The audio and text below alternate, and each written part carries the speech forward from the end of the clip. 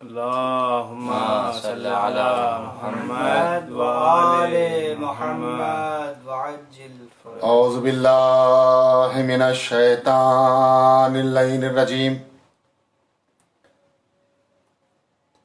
بسم اللہ الرحمن الرحیم۔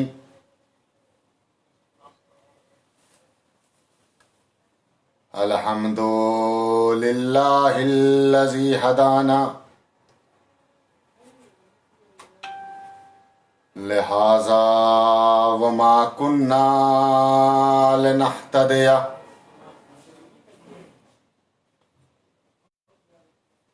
لولا ان ہدانا اللہ لقد جاءت رسل ربنا بالحق۔ الصلاة والسلام على اشرف الانبیاء والمرسلین مولانا ومقتدانا وحادینا بالقاسم محمد۔ اللہم صلی علی محمد وآل محمد وآلہ الطیبین الطاہرین المعصومین المظلومین۔ اما بعد فقط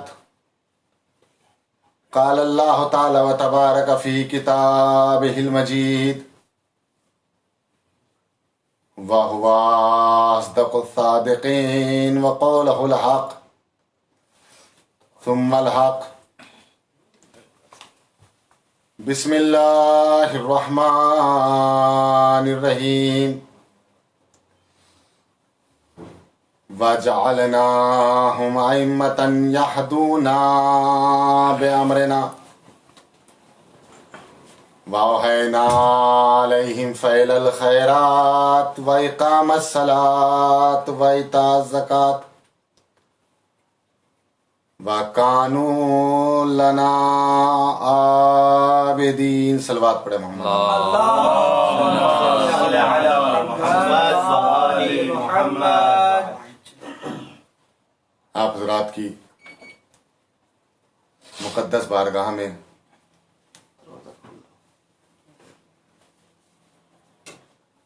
آج کی یہ چوتھی گفتگو ہدایت و ذمہ دار ہدایت کے عنوان سے ارشاد ہوا وَجَعَلْنَاهُمْ أَئِمَّةً يَهْدُونَ بِأَمْرِنَا،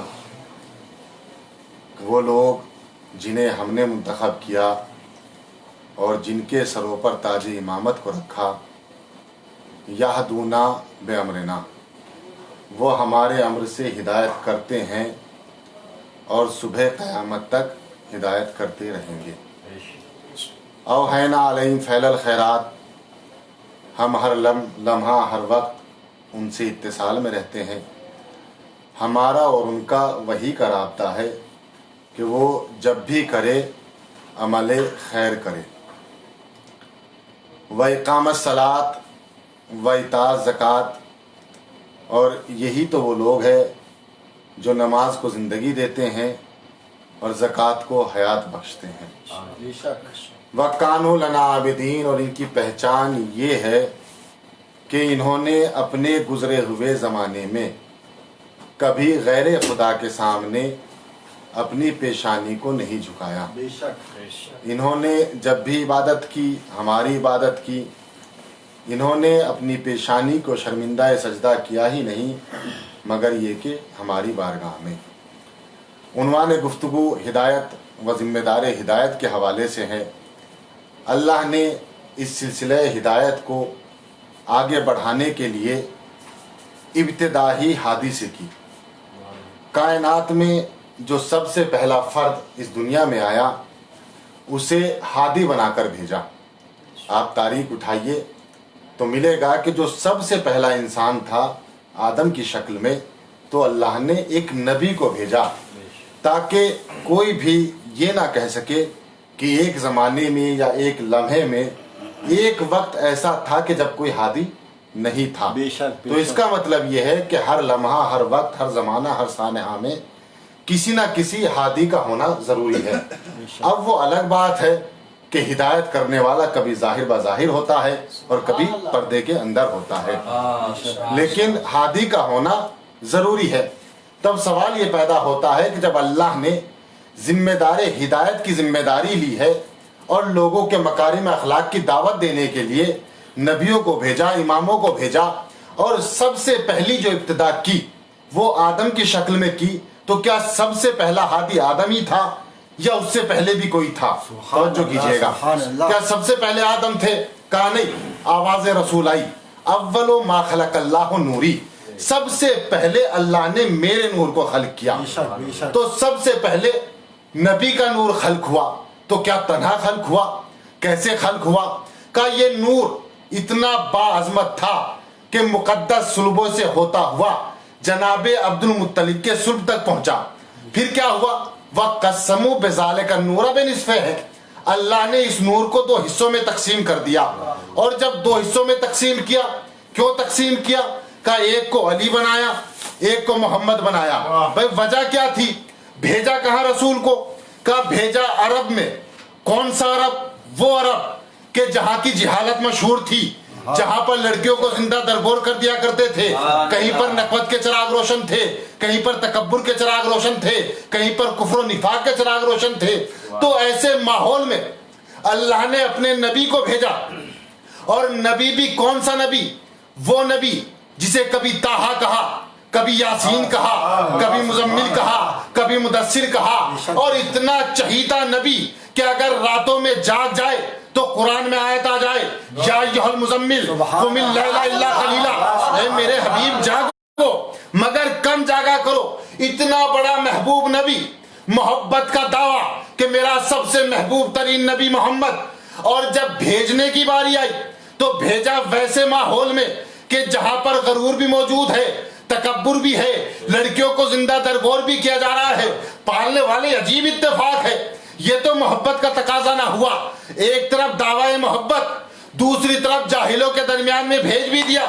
اگر بھیجنا تھا تو کسی پڑھے لکھے ماحول میں بھیج دیتے، ایسے مقامات پر بھیجتے جہاں کے لوگ سمجھدار تھے، پڑھے لکھے تھے. رسول کچھ کہتے تو وہ مان لیتے. ایسے مقام پر کیوں بھیجا؟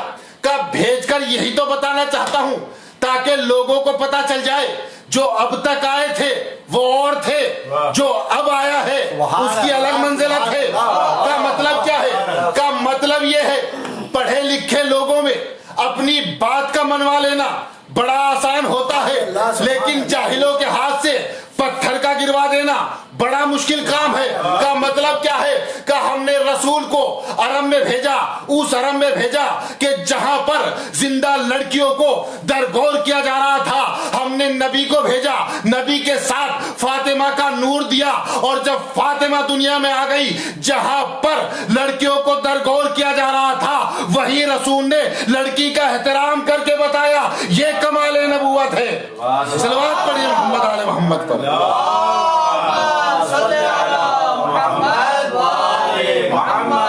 وَقَسَّمُوا بِذَلِكَ النُّورَ بِنِصْفَيْهِ، پھر اللہ نے اس نور کو 2 حصوں میں تقسیم کیا. ایک کو محمد بنایا، ایک کو علی بنایا. بے عجیب حسن اتفاق ہے. ایک تو اتنی بڑی طاقت سامنے، عرب کے جاہلوں کا مقابلہ. اور اگر یہ نور ایک تھا تو ایک رہنے دیتا تاکہ طاقت زیادہ رہتی، پاور زیادہ رہتی، مقابلہ صحیح طریقے سے ہو سکتا تھا. اسے 2 حصوں میں کیوں تقسیم کر دیا؟ کہ اس میں بھی ہمارا مقصد ہے.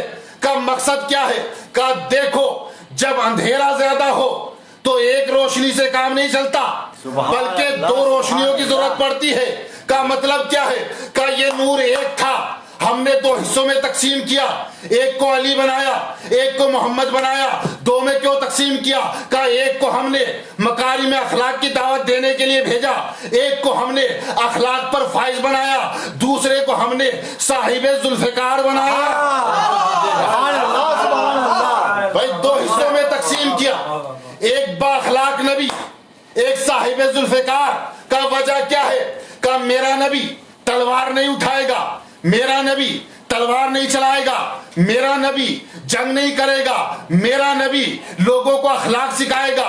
میرا نبی تو وہ نبی ہے جو کانٹوں پر چلے گا، دعائیں دے گا، پتھر کھائے گا، دعائیں دے گا۔ کہ پھر 2 میں اس لیے تو تقسیم کیا تاکہ لوگوں کو پتہ چل جائے علی اگر رسول اخلاق کے بلبوتے پر کافروں کا سینہ چاک کر کے اس میں اسلام سمو دے گا، اور اگر کوئی اخلاق سے نہ مانا تو صاحب ذوالفقار بھی ساتھ ہے۔ صلوات پڑھیں محمد آل محمد پر۔ اللہم صلی علی محمد وآل محمد۔ صاحب ذوالفقار بھی ہے سبحان اللہ، جو تلوار کا دھنی ہے اور ایسا بہادر کہ کائنات میں جس کا کوئی مقابلہ نہیں کر سکتا، ایسا شجاع کہ جب حملہ کرنے پر آئے تو کانہم بنیان مرصوص، ایسے جیسے شیشہ پلائی ہوئی دیوار۔ تاریخ کے جملے ہیں، جنگ احد ہے، جنگ احد میں 17 قبیلوں میں 17 طرح سے 17 قبیلے کے لوگ بھاگ رہے تھے،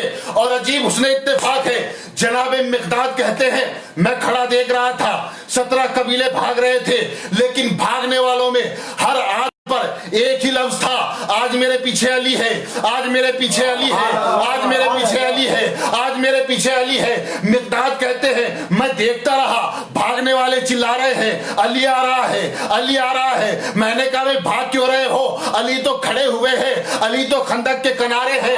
عجیب اتفاق ہے، لوگ بھاگ رہے تھے، سب کی زبانوں پر ایک صدا تھی، ما من جریح الا وقالا جرحنی علی، ما من منہدم الا وقالا انہدمنی علی، ما من قتیل الا وقالا قتلنی علی۔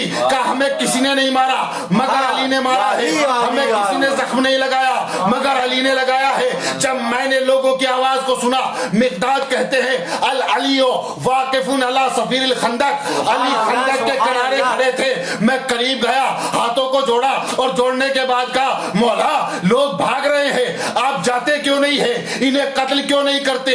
ان کا پیچھا کیوں نہیں کرتے؟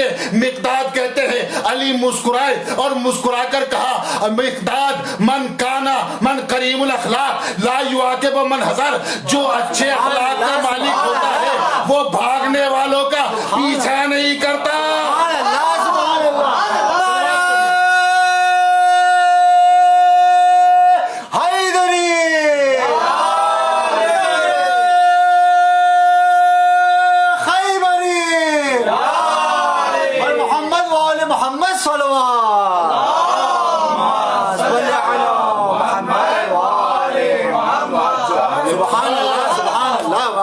جو اچھے اخلاق کا مالک ہوتا ہے وہ کبھی بھاگنے والوں کا پیچھا نہیں کرتا۔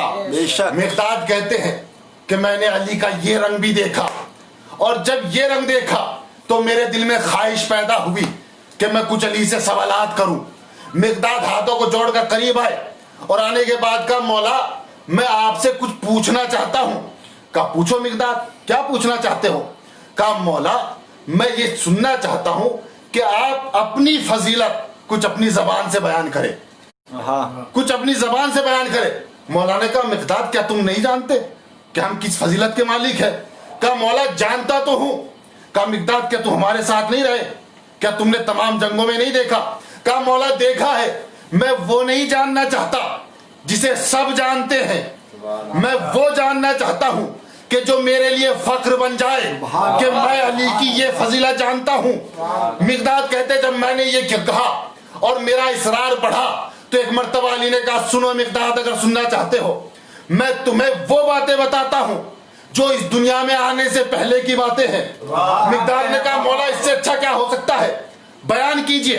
اب کہتے مولا نے بیان کرنا شروع کیا، مقداد سنو جب ہمارا نور بنایا گیا، پوری وہی تمہید جو میں حضرات کو سنا چکا ہوں کہ نور نبیوں کے صلبوں سے منتقل ہوتا ہوا عبد المطلب کے سلم میں آیا، اور آنے کے بعد تقسیم ہو گیا.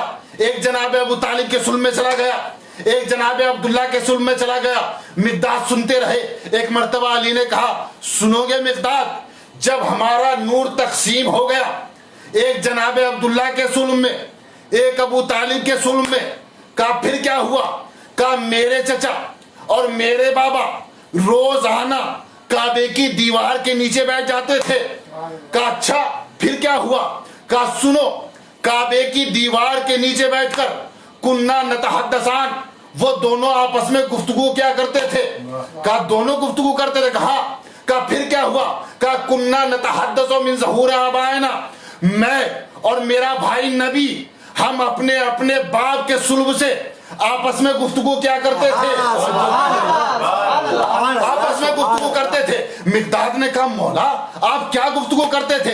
ایک مرتبہ علی نے مسکرا کر کہا سنو, ہوا یقرأ القرآن حینا انا اسمع انا اقرأ القرآن حینا, ہوا قرآن پڑھا کرتے تھے میں سنا کرتا تھا, جب میں قرآن پڑھتا تھا وہ سنا کرتا تھا. بات پڑھے محمد آل محمد پر. اللہم صلی علی محمد وآل محمد. باپ کے صلبوں سے گفتگو کیا کرتے تھے. کننا نتحدث من ظہور آبائنا وَيَقْرَأُ الْقُرْآنَ حِينًا هُوَ أَنَا أَسْمَعُ وَأَنَا أَقْرَأُ الْقُرْآنَ حِينًا هُوَ يَسْمَعُ. جب میں قرآن پڑھا کرتا تھا نبی سنتے تھے, جب نبی قرآن پڑھا کرتے تھے میں سنتا تھا.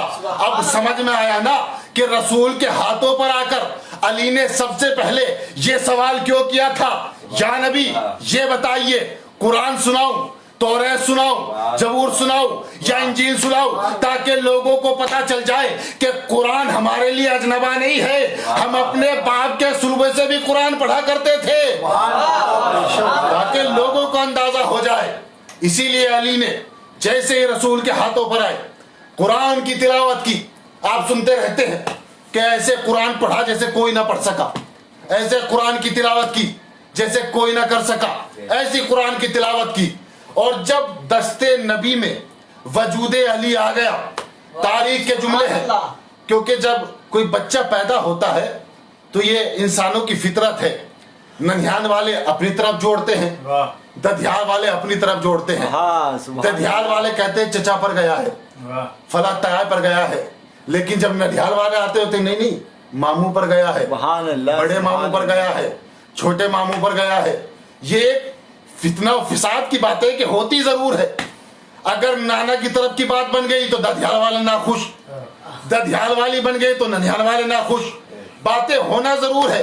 اب بچہ پیدا ہوا ابو طالب کے گھر میں, اب جب ابو طالب کے گھر میں پیدا ہوا تو عرب کا تو ماحول تھا کہ باتیں ہونی تھی کہ چہرہ کس پر گیا ہے, ناک کس پر گئی ہے, آنکھیں کس پر ہے, ہاتھوں میں ہے رسول کے, رسول نے اپنے ہاتھوں میں لیا, لوگوں میں گفتگو ہونے لگی, اس کا چہرہ فلاں کی طرح ہے, اس کے ہاتھ فلاں کی طرح ہے, اس کے آنکھ فلاں کی طرح ہے. ایک مرتبہ رسول خاموش ہے, رسول نے ایک مرتبہ آسمان کی طرف دیکھا, جبرائیل نازل ہوئے, نازل ہو کر کہا رسول لوگوں سے کہہ دو نہ اس کے ہاتھ کسی کے جیسے ہے, نہ اس کے کان کسی کے جیسے ہے, نہ اس کی آنکھیں کس کے جیسی ہے. رسول نے کہا پھر کس کے جیسا ہے؟ کہا لوگوں سے بتا دو اس کے ہاتھ ید اللہ ہے, اس کا چہرہ وجہ اللہ ہے, اس کی آنکھیں اللہ ہے. صلوات پڑھے محمد آل محمد پر.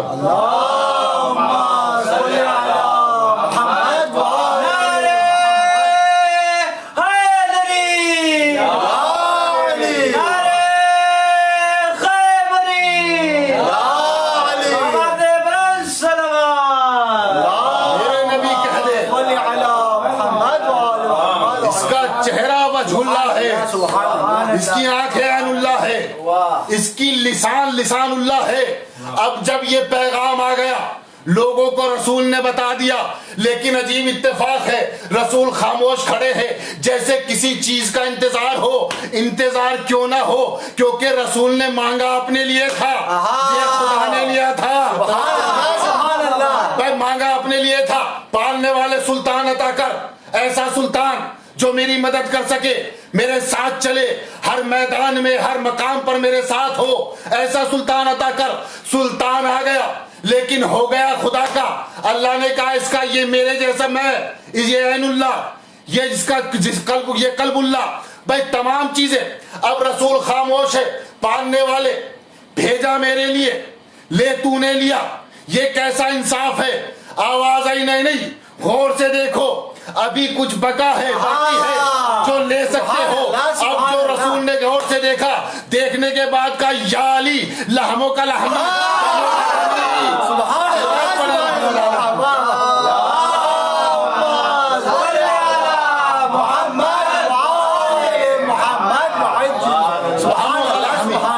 دموں کا دمی, تیرا خون میرا خون, تیرا گوشت میرا گوشت. اور کعبے میں ولادت ہوئی.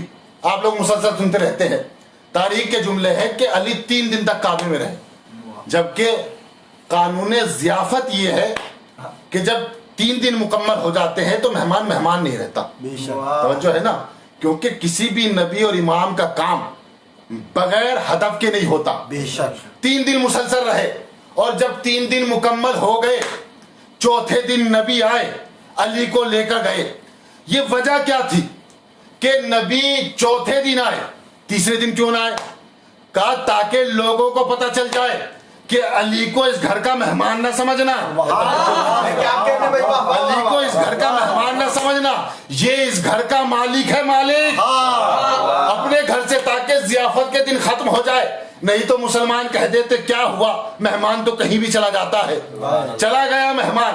یہ مہمان نہیں ہے, کون ہے بلکہ کہا یہ اس گھر کا مالک ہے. اور گھر کا مالک کیوں نہ ہو, آنے سے پہلے گھر کا انتظام کر دیا گیا تھا. آپ پڑھیے قرآن, انا اولا بیت وضع للناس للذی ببکۃ مبارک وہدی للعالمین. اولا بیت, سب سے پہلا گھر.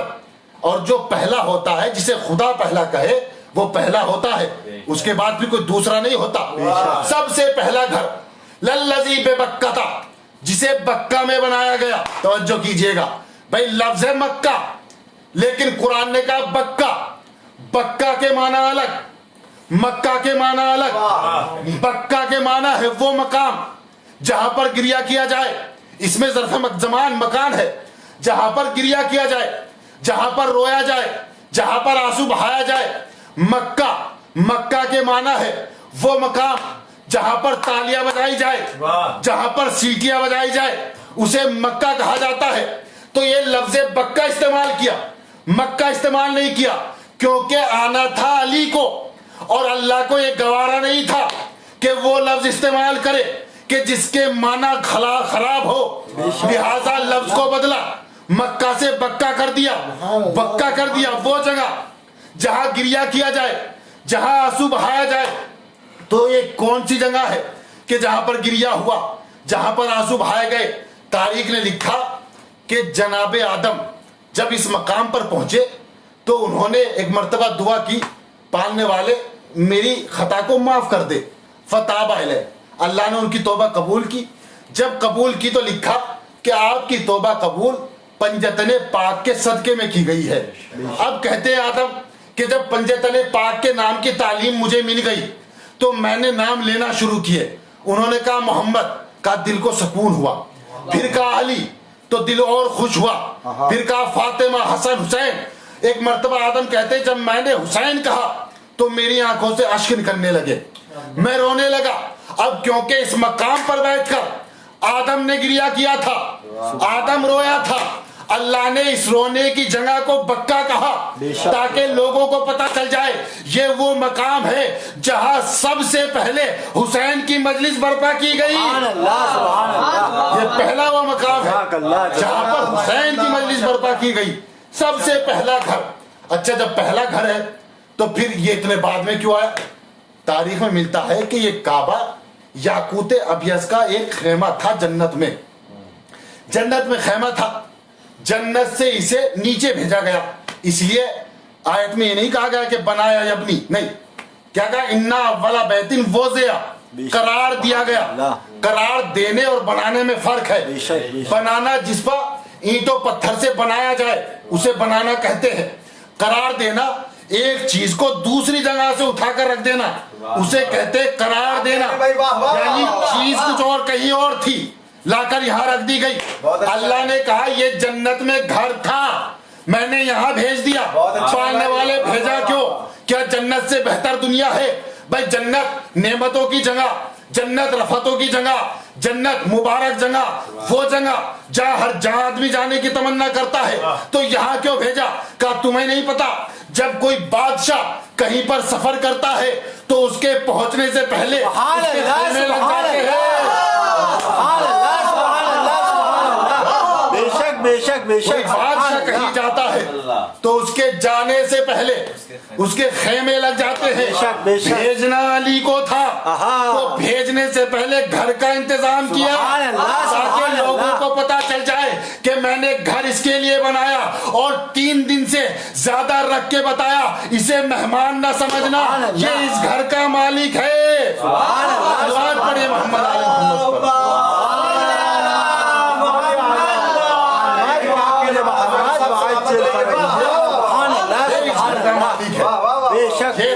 یہ عزت اللہ نے علی کو بخشی.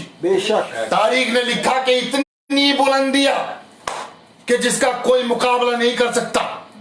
بس ہاں یہ ہے کہ ایک طرف رسول تو دوسری طرف علی. نہ کوئی رسول کا مقابلہ کر سکتا ہے, نہ کوئی علی کا مقابلہ کر سکتا ہے. اور اگر کسی نے مقابلہ کرنا چاہا تو تاریخ نے اسے آئینہ دکھایا کہ دیکھ لو کہ تم کون ہو اور علی کون ہے. نہج بلاغہ 28واں خط, اس میں لکھا ہے کہ ایک مرتبہ معاویہ نے علی کو خط لکھا, اور خط میں لکھا کہ یا علی ہم کیوں جنگ کرتے ہیں, ہم کیوں جھگڑا کرتے ہیں, ایک کام کرتے ہیں کہ حکومت کو تقسیم کر لیتے ہیں, آدھی آپ رکھ لیجئے آدھی میں رکھ لیتا ہوں. کیوں جنگ کریں؟ اس لیے کہ ہم تو رشتہ دار ہے. لفظ پر توجہ کیجئے گا, کیا کہا؟ ہم تو رشتہ دار ہے, ہمیں جنگ نہیں کرنا چاہیے. بس جیسے ہی یہ لفظ علی نے پڑھا فوراً قلم اور کاغذ اٹھایا, اور اٹھانے کے بعد لکھنا شروع کیا اور کہا معاویہ تو ہم سے اپنا شجرہ ملاتا ہے, تو ہمارے ذریعے اپنے شجرے کو مضبوط کر رہا ہے. کہاں شجرہ خبیثہ اور کہاں شجرہ طیبہ, اور شجرہ خبیثہ کا تقابل نہیں ہو سکتا. اور اگر تو ملانا چاہتا ہے تو سن, تجھ میں اور ہم میں کیا فرق ہے. منا النبیو منکم المکذب منا اسد اللہ ومنکم اسد الاحلاب منا سیدہ نساء العالمین ومنکم حمالۃ الحطب ونحن ثناء ربنا وبعد ثناؤنا لنا. سن تم میں اور ہم میں کیا فرق ہے. منا النبیو, ہمارے درمیان نبی موجود ہے, ومنکم المکذب, اور تمہارے درمیان جھوٹے پائے جاتے ہیں. منا سیدتا نساء العالمین, ہمارے درمیان بہترین عورتوں کی بہترین سردار موجود ہے. ومنکم حمالۃ الحطب, اور تمہارے درمیان حمالۃ الحطب کا میں کیسے ترجمہ کروں؟ ممبر ہے بھائی, اتنا بتا دیتا ہوں, عربی زبان میں حمالۃ الحطب اس عورت کو کہا جاتا ہے کہ جسے پتہ ہی نہ ہو آج کتنے آئے تھے اور کتنے چلے گئے. جسے پتہ ہی نہ ہو کہ تمہارا ہمارا کیا تقابل. منا سیدہ شباب اہل جنہ, ہمارے درمیان جنت کے سردار موجود ہے. ومنکم صبیۃ النار, اور تمہارے درمیان جہنم کا ایندھن ہے. اور اس کے بعد کا جملہ خدا کی قسم, مولا نے کہا سنو, نحنو ثناء ربنا وبعد ثناؤنا لنا, ہم وہ ہے جسے خدا نے اپنے ہاتھوں سے بنایا, وبعد ثناؤنا لنا, باقی سب وہ ہے جنہیں ہماری وجہ سے بنایا گیا. باقی سب ہے جنہیں ہماری وجہ سے بنایا گیا. تم میں اور ہم میں یہ فرق ہے.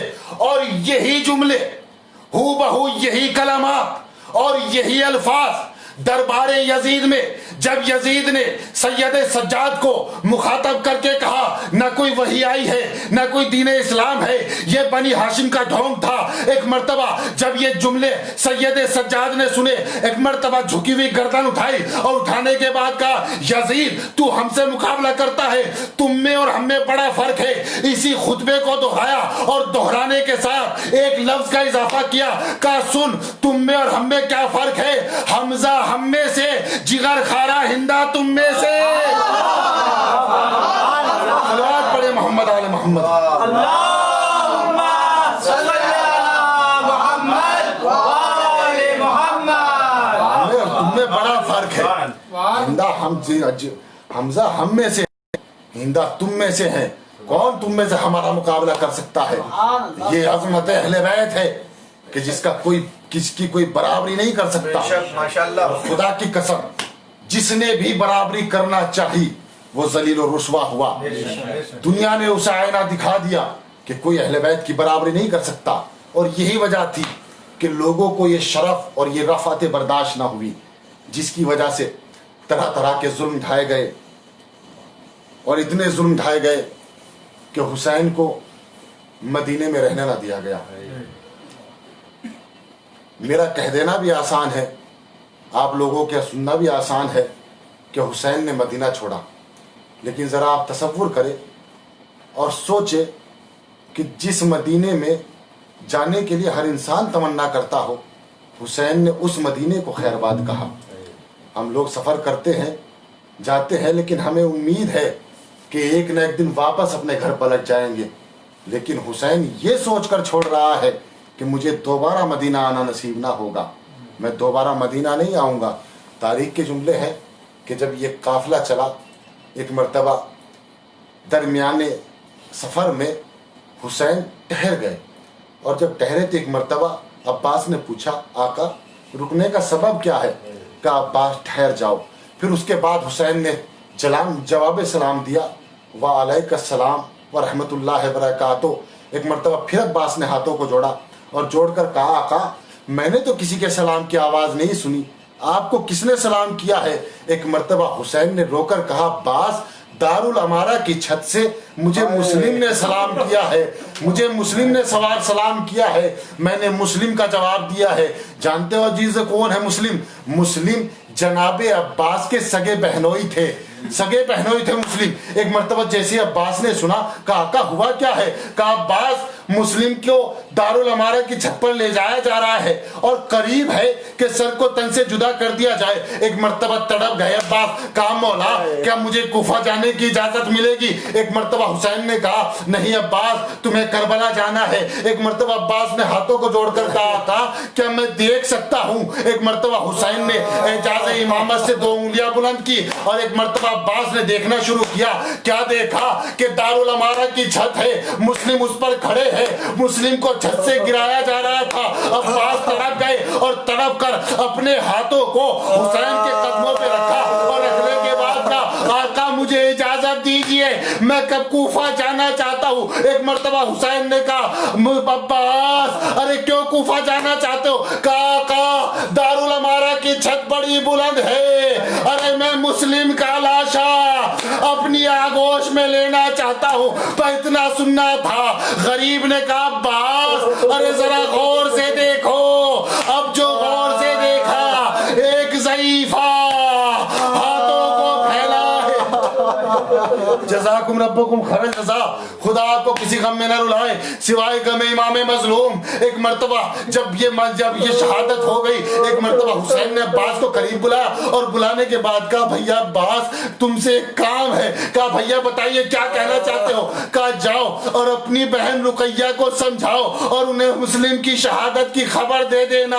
بھائی کتنا مشکل ہے ایک بھائی کے لیے کہ وہ اپنی بہن کو جا کر کہے کہ تیرا سہاگ اجڑ گیا, اب تیرے اب کرا والی واری زندہ نہیں رہا. تاریخ نے لکھا کہ ایک مرتبہ جناب عباس بھائی بہن کے قریب آئے, اور آنے کے بعد کہا, بہن ارے مسلم اس دنیا میں نہ رہے. تاریخ نے لکھا کہ جناب مسلم کی زوجہ نے چیخیں مار مار کر رونا شروع کیا. جب رونا شروع کیا, عباس نے کہا, بہن عباس کے ہوتے روتی کیوں ہو؟ بھائی اتنا سننا تھا. بہن نے پلٹ کر کہا, بھیا اسی بات کا تو رونا ہے کہ عباس جیسے بھائی کے ہوتے مسلم شہید ہو گیا عباس کی غیرت. ایک مرتبہ عباس نے کہا بہن گھبرانا نہیں, میں وعدہ کرتا ہوں کوفہ آنے دے, اگر مسلم کا انتقام نہ لیا تو پھر کہنا آ گئی کربلا, ہو گئی شہادتیں. ایک مرتبہ یہ لٹا ہوا قافلہ کوفے میں پہنچا, کٹے ہوئے سر سے آواز آئی السلام علیکہ یا سید سجاد. ایک مرتبہ جیسے ہی سلام سنا, ارے کون ہے جو سلام کرتا ہے, پتا چلا ارے دروازے پر مسلم کا کٹا ہوا سر. بس جیسے ہی مسلم کے سر کو دیکھا بیویوں میں ماتم شروع ہوا. جب ماتم ہوا ایک مرتبہ زوجہ مسلم عباس کے قریب آئی, وہ گھوڑا جس کی گردن میں عباس کا سر تھا قریب آ کر ہاتھوں کو جوڑا اور جوڑ کر کہا بھیا ارے وعدہ کیا تھا کوفہ آنے دو. وہ کوفہ آ گیا.